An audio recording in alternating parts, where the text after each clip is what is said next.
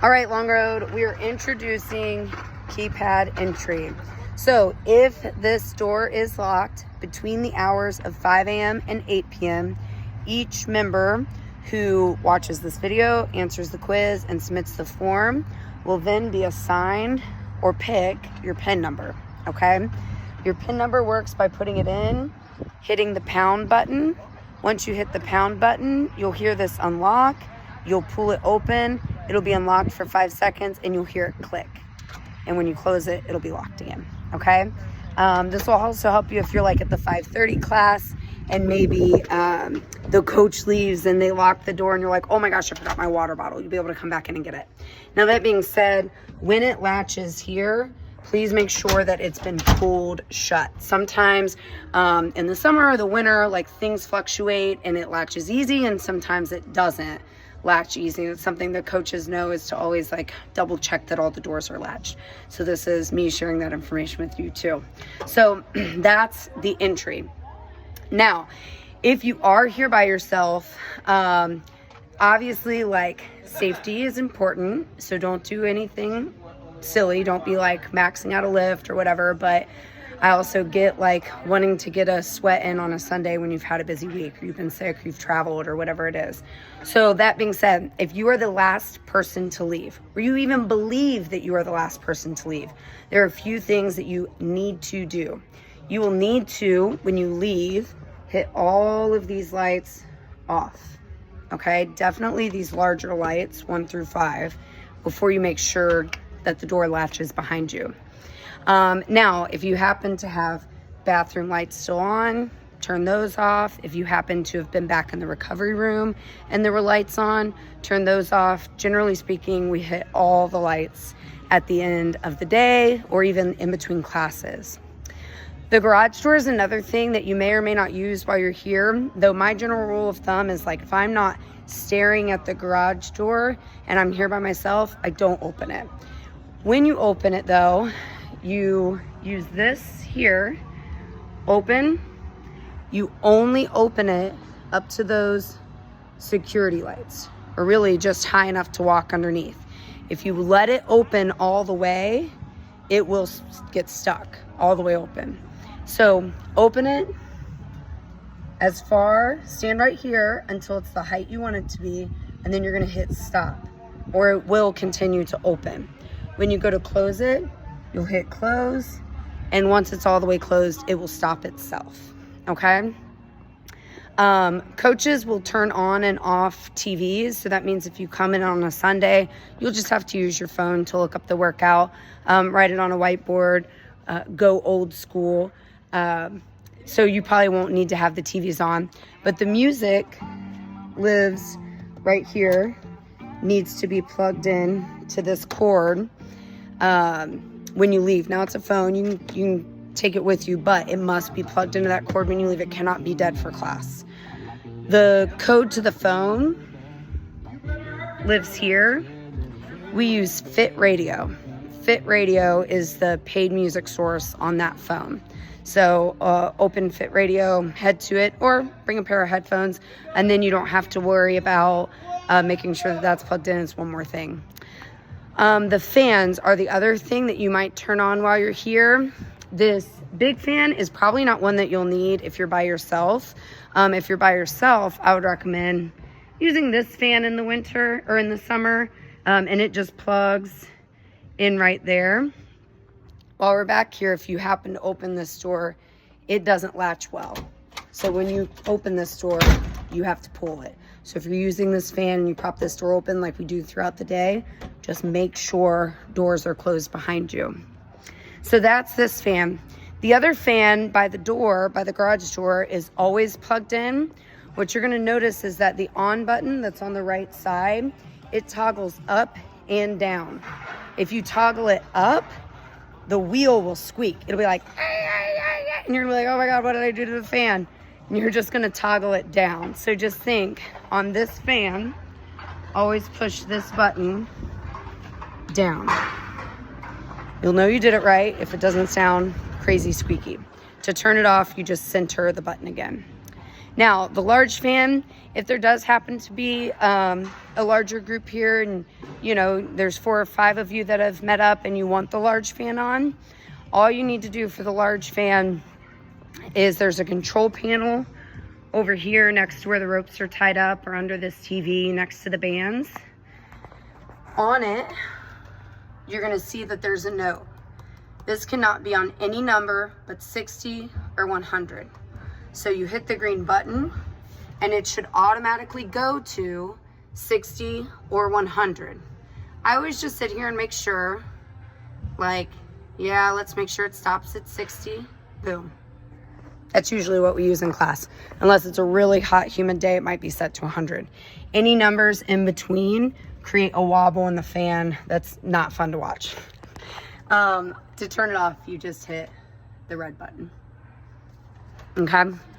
So fans, that's fans. So things that you might be responsible for if you are here alone. Number 1, being smart about the workout that you do. Ideally, if you can come with a buddy, that's ideal. All right? At least someone needs to know that you're here. Then, the second thing is making sure that all doors lock and latch behind you, making sure that you secure the building. The third thing is making sure all lights are turned off. Electric is very expensive in this building, and if this turns into all lights and fans are left on all the time, it is not going to be a cost-effective option. So making sure all lights, all fans are turned off, and also making sure that if you use music, it gets plugged back in. That way it's ready to roll for class. All right? As always, if you notice anything is off, like you're like, hey, I was there and the music wasn't connected to the speaker, I don't know if I messed it up, shoot me an email.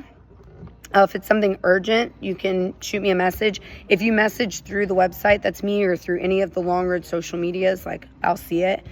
But just let me, or if there's another trainer here, let them know. That way we can address it, especially if it's something where you're like, urgent. I noticed something awful. The toilet's overflowing. So something like that, just make sure that you let it be known that it's going on.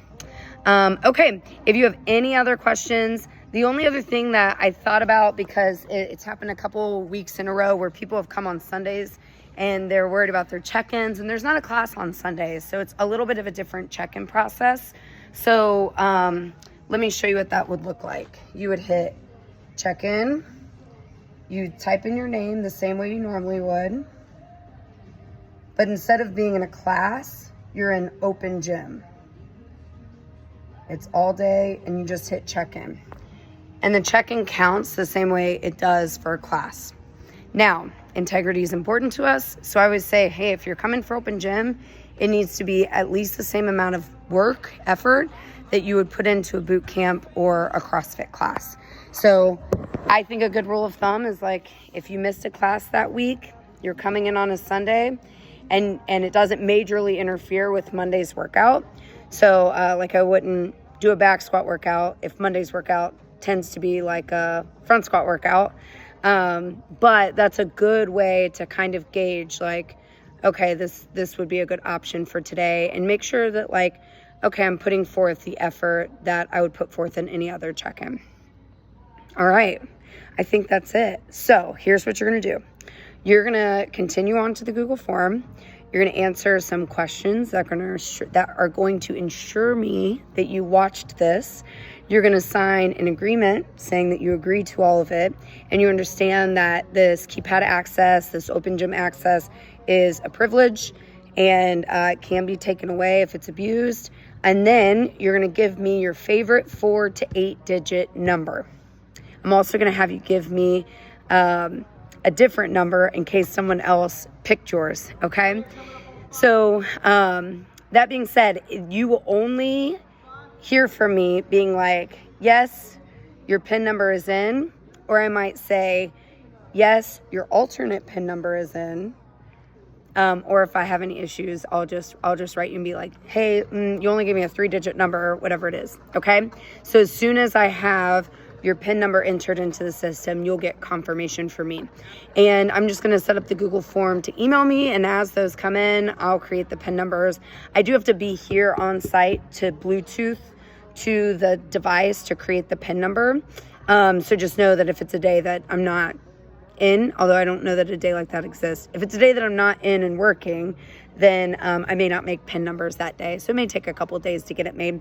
The other thing that we can see is an audit trail. So that means that if lights get left on, not only do we have cameras and I can see who the last person to leave was, but also like we have an audit trail of what PIN number was used. So please, please, please understand that like this is a privilege. It's really important that we take care of our stuff. Like we stress this to coaches, and now that's part of the responsibility of having a PIN number and using it. Also, nobody else but you may use your PIN number. I don't care if they're a member. I don't care if they're your spouse. I don't care if it's a friend who a member who forgot their PIN number. Don't care. Only you may use your PIN number. Please, please make it not an obvious number. Okay, so I don't want someone to be like, oh, Crystal Long owns the place. She uses these same 4 digits for everything. Yep, guessed it right. So make it something that no one's going to guess. Okay, it's personal to you. All right, I think that's it. If you have any questions or concerns about this, let me know. Go to your Google form, answer your questions, give me your PIN number. You also have the choice to be like, yeah, I don't need that. I hit 5 days a week throughout the week, and cool beans, good on you. You don't have to sign up for one, but just know that this is an option. All right, guys, really excited to offer this. I know that like Phil works a really crazy schedule, and there are times where throughout the week, like there's very few to no classes that he could hit, and Saturday, Sunday are his best options. And I know that he's not the only one in the boat, that we have a lot of people who work schedules like that. So hopefully this allows you to create a schedule that holds you accountable, that keeps you consistent to, the CrossFit methodology, which is do these things in combination 4 to 5 days a week, 5 to 6 days a week, with a little bit of rest in between. So cool. Awesome.